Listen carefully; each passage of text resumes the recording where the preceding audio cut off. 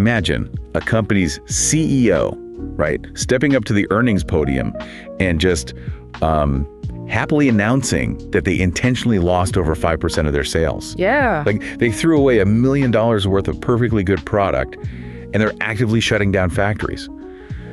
For most companies, that's a recipe for a catastrophic stock crash. It sounds like a business in free fall. Oh, totally. I mean, it sounds completely counterintuitive. As an investor, you're conditioned to look for growth, right? You want the lines going up and to the right. Always up and to the right. Exactly. So when you see revenue shrinking and factories closing, every instinct tells you to just, head for the exits. Right. It feels like you're looking at this massive, loud engine that's suddenly losing horsepower. But what we're going to explore today is the difference between a failing engine and, a strategic engine swap. A very expensive engine swap. Exactly. Because what if that massive, loud engine was actually burning way too much gas and barely turning the wheels? What if a mechanic is swapping it out for a smaller, quieter motor that's just, infinitely more efficient? Right. So welcome to this special Talk Tickers deep dive. Today, our mission is to dissect the Q1 2026 earnings call for J&J Snack Foods. And if you're tracking this in your portfolio, the ticker is JJSF. And even if you don't immediately recognize the corporate holding name, their footprint in your life is undeniable. Oh, absolutely. If you've ever grabbed a super pretzel from the frozen aisle or bought a blue raspberry ICE at a gas station on a road trip. Or paid a ridiculous premium for a cup of Diffendots at a minor league baseball game. Exactly. You have contributed to their top line. They own the American impulse snacking landscape. They really do. And on this deep dive, we're bypassing all the sanitized corporate PR spin and that dense Wall Street jargon. We want to look directly at the raw mechanics of their business. We want to figure out if this snack food giant is serving up a tasty long-term investment or if their fundamentals are just, melting down. Right. So to do that, we have to start with the grand paradox of this quarter. We've got to look at the unvarnished numbers that flashed across the trading terminals this morning. And they were definitely a mixed bag at first glance. Yeah, it's a tale of two very different financial statements. We've got a shrinking top line, but a growing bottom line. So let's hit the data. Net sales came in at $343.8 million. Right. That is a 5.2% decline year over year. Which is the headline that scares people, obviously. But you have to immediately pair that with their adjusted EBITDA, which came in at $27 million. That's a 7% increase year over year. Okay, so wait, let's pause. For anyone who might just be starting to build their portfolio, EBITDA stands for earnings before interest, taxes, depreciation, and amortization. Which is a mouthful. It is a mouthful, but it's basically a proxy for the raw operational cash the business is throwing off, before the accountants and the tax man get involved. Yeah, it's the purest measure of whether the core business engine is actually working. So revenue is down, but the cash they're generating from operations is up. Which is wild. It is. And the reason for that disconnect shows up in their gross margin. Their gross margin hit 27.9% for the quarter. That is a staggering 200 basis point improvement. Let's translate that real quick. A basis point is 1/100th of a percentage point. So 200 basis points means their gross margin improved by a full 2%. Right. And in the software world, 2% might be a rounding error. Yeah, software margins are fake anyway. Right. But in heavy manufacturing, baking millions of pretzels and freezing millions of gallons of ice cream, a 2% margin jump is seismic. It fundamentally changes the profitability profile of the company. It means for every single dollar of revenue that comes through the door, they are keeping 2 extra cents as gross profit compared to this exact time last year. Wow. And when you apply that across $343 million, it radically transforms the bottom line. But wait, because here's where the casual investor gets completely thrown off the scent. I'm looking at their reported earnings per share, the EPS. Oh boy. The GAAP EPS. Yeah, the reported EPS was 5 cents a share. That is down violently from 26 cents last year. It's an ugly number. It's terrifying. You can talk to me about EBITDA and gross margins all day, but if I pull up my brokerage app and see earnings crash from 26 cents to a nickel, my finger is hovering over the sell button. Well, take your finger off the mouse.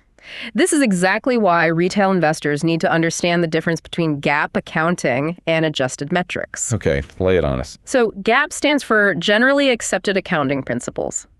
It's the incredibly strict, standardized rule book that the SEC requires companies to use so that every company is theoretically graded on the same scale. Right, the unvarnished truth. But the unvarnished truth isn't always the best indicator of future performance. Under GAAP rules, you have to include every single expense that occurred in that quarter, no matter how unusual. Okay, so what was the unusual expense here? In this specific quarter, J&J Snack Foods absorbed $6.1 million in non-recurring expenses. Wow, $6 million. Yeah, and this was largely tied to shutting down physical manufacturing plants, paying severance, paying legal fees, and dealing with restructuring costs. Got it. JAP forces them to subtract that $6.1 million from their earnings, which drags the EPS down to that terrifying 5-cent number. So it's like selling a house. How? Like you decide to upgrade to a better, more efficient home. But to do that, you have to pay a real estate agent a massive commission. You have to hire movers. You have to pay for staging. Oh, right. Your bank account looks absolutely awful that specific month. But those are one-time frictional costs. You don't pay moving costs every single month for the rest of your life. That is a very solid analogy. Yeah. And unless J&J Snack Foods plans to close the exact same factories every single quarter forever, which is, impossible, you shouldn't judge their long-term cash flow by that one-time expense. Makes sense. So Wall Street analysts use adjusted EPS to strip out those moving costs. When you add that $6.1 million back in, their adjusted EPS was 33 cents, perfectly flat and exactly in line with last year. Okay. I'm taking my finger off the sell button regarding the earnings drop. Good call. The bottom line is stable if we ignore the moving costs. But I'm not letting management off the hook for the revenue drop just yet. Fair enough. I want to drill into that 5.2% decline because $344 million is a lot of money, but it's clearly less than they made last year. It is. We started this deep dive by talking about an engine swap. I get that they're trying to be more efficient, but if less money is coming through the front door, how is management spinning a shrinking business as a victory? Well, they aren't spinning it, really. They engineered it. Wait, engineered it? Yeah. This is where we have to explore the concept of margining up. J&J Snack Foods is actively and intentionally shedding revenue. Intentionally losing sales. Exactly. In their food service segment, which is the segment that sells to cafeterias, restaurants, distributors, sales declined by $19.7 million. Ouch. But $18 million of that decline was entirely on purpose. They walked away from it. You're telling me they looked at $18 million sitting on the table and just said, no thanks? They did, because it was terrible business. They purposefully stepped away from lower margin bakery contracts. This wasn't a loss of customers. It was a firing of customers. Oh, wow. So empty revenue calories. Exactly. Think about the mechanical reality on the factory floor. Okay. Let's say you have a contract to supply a massive distributor with, a highly specific, custom-shaped jalapeno cheddar croissant. Sounds delicious, but complicated. Very complicated. You sell $1 million worth of them. The revenue looks amazing on a spreadsheet. Right. But to make them, you have to stop your main pretzel assembly line. You have to do a massive allergen washdown to get the cheese dust out of the machinery. Oh, because of cross-contamination. Exactly. Then you have to source specialty ingredients that fluctuate in price. You have to store custom packaging in your warehouse. So the logistical friction is just eating all the profit. Right. By the time you pay for the manufacturing downtime, the shipping, the raw materials, your actual profit margin on that $1 million contract might be 1%. That's nothing. It's nothing. You're grinding your gears, burning out your employees, and tying up your supply chain just to break even. J&J realized they were a giant company doing a ton of busy work for zero financial reward. So they just cut it. Yeah. They decided to stop selling those low profit items. So they're happily trading those empty revenue calories for actual profit. They lose the impressive top line number, but the water they do collect actually stays in the bucket. Exactly. This isn't just a vague corporate philosophy, right? Like they magically squeezed more profit out of fewer sales. You don't just do that by wishing for it. What exact levers did they pull on the factory floor to make this happen? The lever has a name. Internally, they call it Project Apollo. Project Apollo. Sounds ambitious. It's J&J Snack Foods' massive transformation initiative, and it is the engine driving all these shifting numbers. Project Apollo essentially boils down to two grueling operational tasks: plant consolidation and SKU optimization. Let's start with SKU optimization, because that ties directly to those empty revenue calories. Sure. SKU stands for stock keeping unit. It's the unique barcode for every single variation of a product you sell. Right. And of that $18 million bakery sales drop we just discussed, about $13 million was the direct result of Project Apollo's SKU optimization. So they literally just deleted barcodes from their system. Pretty much. They went to their product catalog with a scalpel, they identified the items that were dragging down their network efficiency, and they discontinued them. Which frees up warehouse space, reduces ingredient spoilage, and I guess lets their factories just run fast and continuous on their core, highly profitable items. Exactly. It's about flow. But you mentioned plant consolidation as the other half of Apollo. Yeah, that sounds way harder than just deleting a barcode. And this is the heavy lifting. According to their CEO, Dan Fashner, they are in the process of consolidating 3 separate manufacturing plants. Wow. This is a legacy of how J&J grew over the years. They acquired a lot of smaller regional brands, and with those brands came a bunch of disjointed, older factories. So they're cleaning house. Yeah, they're shutting down redundant facilities and moving production into unified, modern super plants. One closure is completely finished, one is halfway done, and the final one is scheduled to be completed by the end of their current quarter, Q2. Shutting down a food manufacturing plant is a logistical nightmare. Oh, it's brutal. I mean, you have to deal with union contracts, severance, moving massive industrial ovens, transferring raw inventory, getting FDA approvals for the new production lines. Right, which perfectly explains that $6.1 million in one-time moving costs dragging down the GAAP earnings. It really does. It paints a much clearer picture. But here is the payoff. Even though they are still in the messy, chaotic middle of this transition, Project Apollo already delivered over $3 million in pure net savings just in this first quarter. Wow, already. Yes. The surgery is working. Okay, see the vision for the surgery, but I'm not letting them off the hook quite yet. Oh, what did you find? I want to push back on their operational execution, because I found a glaring red flag buried in the earnings call. You know I love digging into the footnotes. You do. Sean Munsell, their CFO, explicitly mentioned a $1 million unfavorable impact associated with product disposal. He did, yeah, he called that out. Throwing away $1 million of out-of-spec product does not sound like the operational excellence they're bragging about with Project Apollo. It doesn't look right now. I mean, if you're baking pretzels and ice cream so poorly that you literally have to throw $1 million worth of it into a dumpster, that tells me they're moving way too fast with these plant closures. You think it's a speed issue? Yeah, they're losing quality control in the chaos of the transition. That is a massive operational failure. Okay. I'm not going to argue that throwing away food is a good thing. It's an ugly failure. But if you're a retail investor trying to value this company, you have to look at how the accountants treated that mistake. Okay. It actually reveals a massive hidden strength. How does burning $1 million reveal strength? Because that $1 million loss was not adjusted out of their earnings. Wait, really? Really? When we talked about their GAAP gross margin expanding by 200 basis points, that incredibly impressive leap in profitability, that number actually included the penalty of throwing away $1 million. Wait, are you serious? They took $1 million punch to the face and still expanded margins by 2 full %? Yes. They didn't hide the mistake in the adjusted numbers, they just ate the loss on the chin. Wow. The CFO pointed out that if that one-time disposal issue hadn't happened, another $1 million would have flowed straight through to their gross profit. That's wild. So paradoxically, that failure proves that their 200 basis point margin improvement is actually understating their true operational momentum right now.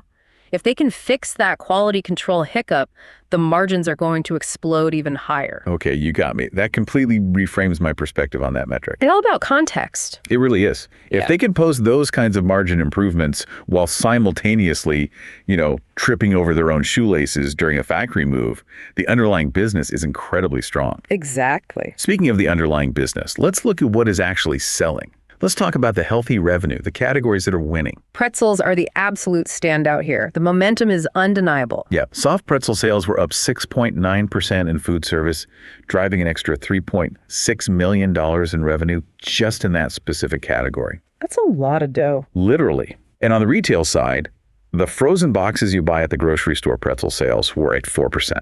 What's important here is the mechanism behind the growth. This isn't just some random fluctuation where Americans suddenly woke up craving pretzels. Right. There's a strategy. Management explicitly attributed this growth to a new Bavarian formula and completely updated packaging that they rolled out late last year.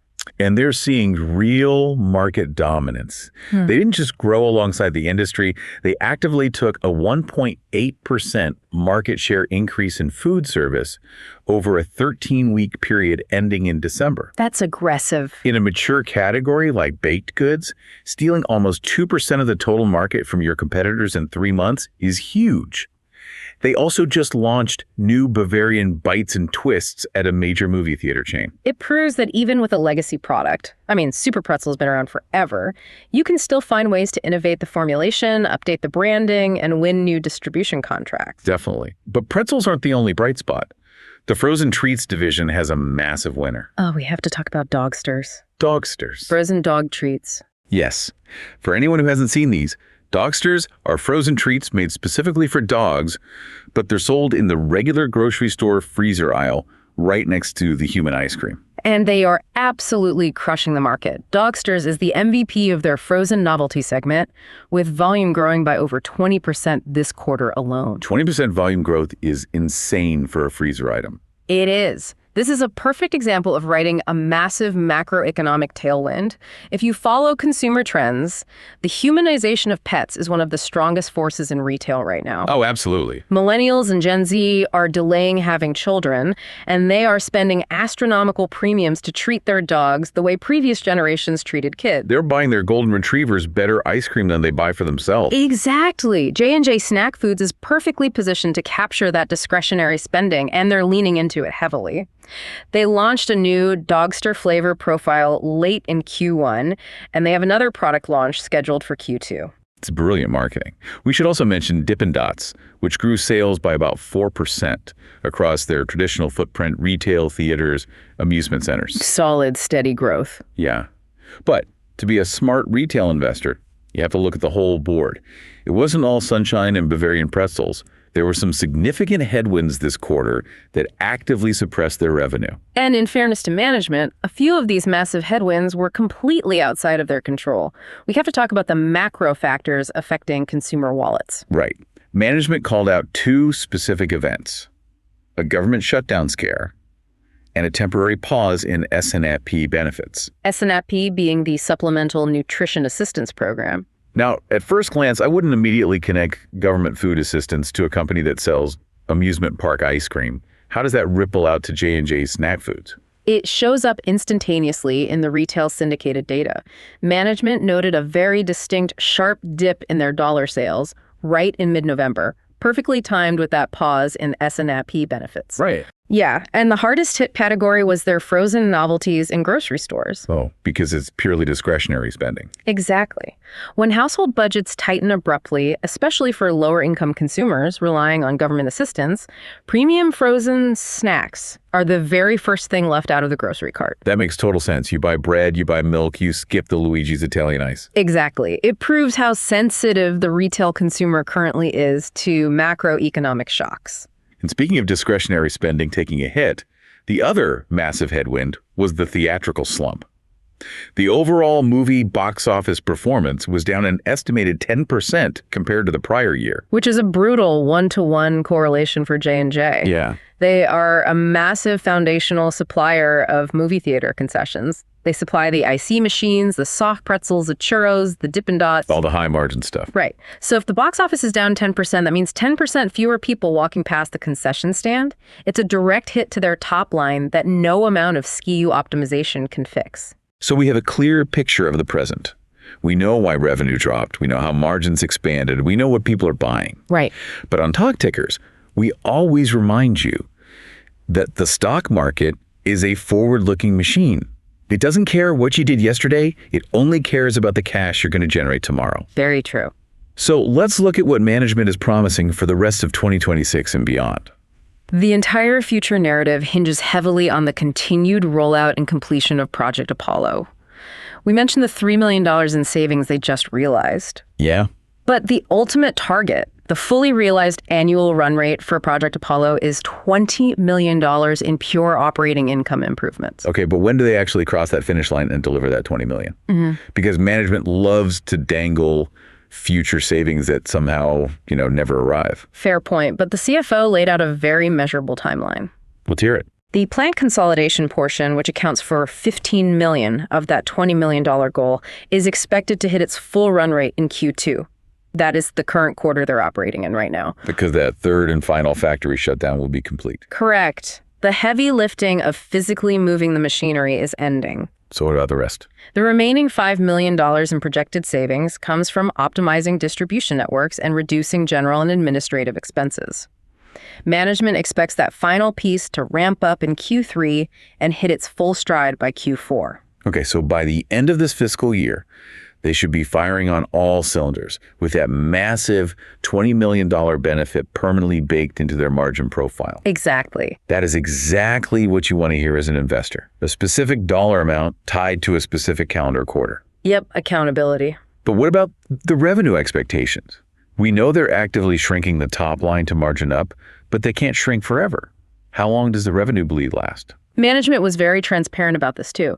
The SKU rationalization, the process of cutting the dead weight is going to continue to be a 3% mathematical drag on total consolidated sales for the entirety of fiscal 2026. So the top line revenue is going to look bruised for the rest of the year. On the surface, yes. However, they provided crucial context.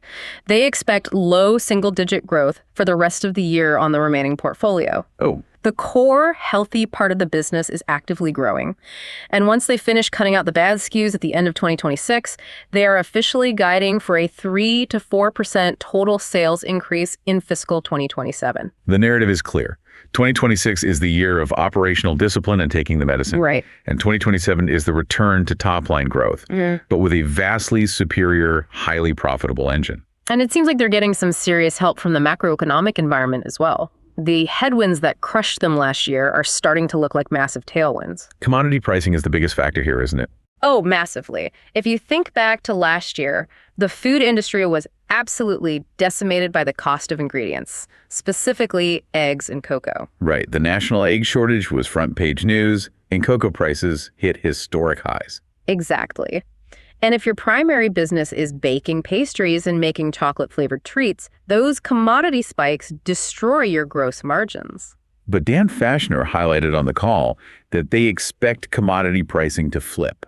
The pressure is finally easing, and ingredient costs will become a favorable tailwind for the rest of the year. Which is incredibly potent when combined with Project Apollo. If ingredient costs drop at the exact same time their factories become more efficient, the margin expansion could be explosive. The other potential tailwind is the movie theater business.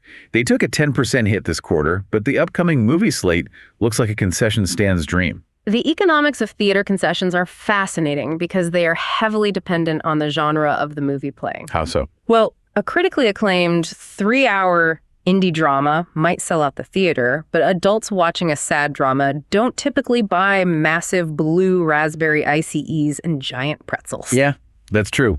You need kids. You need families. Exactly. You need the family blockbusters. Management noted that January already saw a massive bounce back thanks to the Avatar release. Makes sense. And they are actively hyping up the upcoming slate. Super Mario Galaxy, Minions 3, and Spider-Man. Brand new day. Those are massive, multi-generational IP juggernauts. Families are going to pack the theaters, and the parents are going to spend $40 on snacks before the previews even start. Without a doubt. If those movies deliver at the box office, J&J's theater segment is going to see an immediate revenue surge. But they aren't just waiting around for people to go to the movies. They're aggressively trying to create new revenue streams by bringing their iconic brands to completely new locations. Let's talk about the innovation pipeline. Yeah, the ICE brand expansion is a perfect example. They're currently rolling out ICE machines to a major Southwest convenience store operator.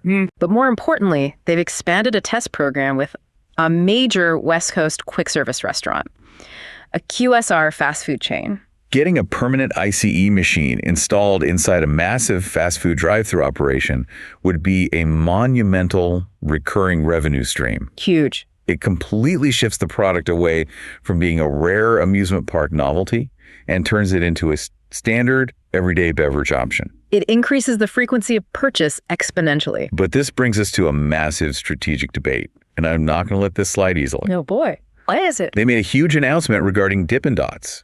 They're launching traditional Diffendots for retail, meaning you'll be able to buy them in the freezer aisle at your local grocery store. Right. Management pitched this as a massive growth milestone for the brand. I think it might be a massive strategic error. Really? Yeah. Isn't the entire magic of Diffendots based on scarcity? It's the ice cream of the future that you can only get at a baseball stadium, a zoo, or a theme park. It is definitely a destination treat. Right, it's an event, it's a memory. If I can just buy a box of Dippin' Dots next to the frozen peas and the Hot Pockets at Walmart on a random Tuesday, doesn't the brand lose its premium appeal? That's the risk. Look at what happens to luxury or boutique brands when they go mass market in big box stores. They lose their cachet, they lose their pricing power, and the magic dies. Is this really a genius expansion, or is it a short-sighted cash grab that will ultimately cannibalize their stadium sales? You're tapping into the classic marketing dilemma. Brand scarcity versus brand ubiquity. And you aren't wrong to be concerned. There is absolutely a risk of cannibalization. Right. If a parent knows they have a box of Dippin' Dots sitting in their freezer at home, they're going to be much more likely to say no when their kid begs for an $8 cup of it at the zoo. Exactly. You're killing the high-margin stadium sale. But you're confusing the magic of the product with the total addressable market of the product. Let's look at the actual math of the grocery store supply chain versus theme park economics. Okay, hit me with the math. How many times a year does the average American family go to a major theme park or a professional baseball game? Maybe 2 or 3 times. Sure, maybe. And how many times a week does that same family walk down the frozen aisle of their local grocery store? At least once, maybe twice. True. The total addressable market of every grocery shopper in America is astronomically larger than the footprint of theme park attendees. But can they defend their premium pricing in a grocery store? The freezer aisle is a bloodbath. It is. You're fighting against massive conglomerates like Unilever and Nestlé for shelf space.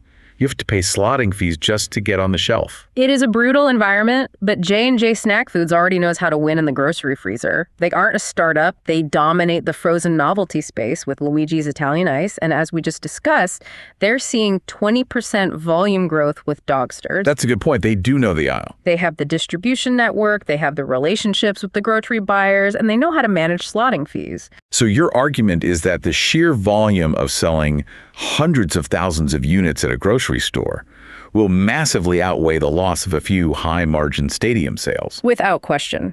You're trading a small pool of captive buyers for a nationwide ocean of consumers.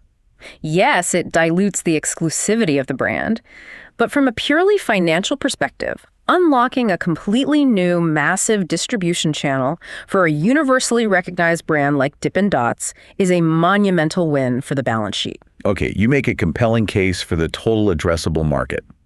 I still think the brand loses a bit of its soul, but I cannot argue with the volume potential. It's just a numbers game. So we've dissected the headline numbers, we've debated the factory floor mechanics of Project Apollo, and we've projected the future pipeline. Now we need to bring this deep dive to its ultimate purpose. We need to move to the bottom line. Let's do it. For the retail investor listening to this right now, how do we synthesize all this? Is this a buy, a hold, or a sell? In true talk tickers fashion, I will take a definitive stance. Based on the underlying mechanics we just unpacked, this is a solidly bullish signal. Bullish. All right, lay out the overarching case. Management is executing a highly complex, historically difficult transition, and the data proves it is working. As we discussed at length, anybody can buy revenue by slashing prices or taking on terrible contracts. Right. Easy to lose money. Shrinking the top line specifically to grow the bottom line takes immense corporate discipline. The fact that they expanded their gross margins by a massive 200 basis points, while in the incredibly chaotic, messy middle of physically moving manufacturing plants, is a testament to their operational strength. It's impressive. The worst of the Apollo transition pain seems to be in the rearview mirror, and that $20 million in annualized savings is about to hit the bottom line. And as an investor, you don't just have to take management's optimistic word for it. You can look at what they're doing with their own cash. Always follow the money. We have to talk about their capital allocation, specifically the share buybacks, because this is the ultimate proof of management's confidence. It's putting your money where your mouth is. During the quarter, J&J completed a $42 million share repurchase program. They were actively buying their own stock on the open market at an average price of roughly $91 to $95 per share. That's a big chunk of change. And they didn't stop there. On this earnings call, they immediately announced a brand new $50 million buyback authorization. Which is huge for retail investors. Let's do a deep dive into the financial mechanics of why a stock buyback is so powerful for the retail investor holding shares. A share buyback is basically financial engineering in the best possible way. When a company uses its own cash reserves to buy its own stock on the open market and permanently retires those shares, it fundamentally changes the math of ownership. Break down the math for us. Let's use simple numbers. Imagine a company has 100 shares in existence and they generate $100 in profit. The earnings per share is $1. Simple enough. Now imagine management believes their stock is cheap, so they use their cash to buy back 20 of those shares and destroy them. Now there are only 80 shares in existence. Where? Even if the company doesn't grow its revenue by a single penny and still only makes $100 in profit, the earnings per share instantly jumps to $1.25. Because the exact same pie is being divided into fewer slices, every remaining slice gets bigger. Precisely. By reducing the float, the total number of shares available to trade, every remaining share that you, the retail investor, hold in your portfolio is suddenly entitled to a larger percentage of the company's future cash flows. It artificially juices the earnings per share. And there's a massive signal regarding the opportunity cost of capital. A company has a lot of ways to spend $50 million. Absolutely. They could acquire a new brand, they could build a new factory, they could pay out a special dividend. By choosing to plow $50 million back into their own stock, management is screaming to the market, we look at every possible investment in the food industry, and we believe our own stock is fundamentally the most undervalued asset available. And practically speaking, having a massive buyer in the market with a $50 million mandate puts a very strong protective floor under the share price. Right. If the broader stock market dips, J&J is sitting there ready to aggressively buy, which limits the downside risk for the retail investor. And they have the luxury to do this because their balance sheet is practically bulletproof. Let's do a quick balance sheet check to prove they aren't borrowing money just to prop up the stock. It is incredibly clean. They're currently sitting on $67 million in cash. More importantly, they have zero long-term debt. Wait, zero? Zero. I want to emphasize that. Yeah. Zero long-term debt in a macroeconomic environment where high interest rates are crushing over-leveraged companies. That's remarkable. Furthermore, they have $210 million in untapped borrowing capacity if an incredible acquisition target ever materializes. And they're funding everything organically. Yeah. They generated $36 million in pure operating cash flow this quarter, which easily covered the $19 million they reinvested back into the business for capital expenditures, like the Apollo plant moves. They are completely self-funding their own massive operational transformation. They're buying back $50 million of their own stock, and they're holding zero long-term debt. That combination of financial strength and operational discipline is the definition of a bullish setup. So, to synthesize our final verdict, if you are someone who already holds JJSF in your portfolio, the pain of the Apollo transformation seems to be passing, and the margins are inflecting upward aggressively. Hold tight. If you're a retail investor sitting on the sidelines considering initiating a position, you're looking at a company that is vastly leaner, shedding unprofitable contracts, expanding its profit margins, riding demographic tailwinds in pet food, and aggressively using its free cash flow to shrink the float of its own stock. It is a very compelling asymmetric setup for the next 12 to 18 months, especially when you factor in the upcoming blockbuster movie slate and the easing of agricultural commodity costs. All right, let's wrap this up with our Talk Tickers actionable summary. We have 3 main takeaways for you today regarding J&J Snack Foods.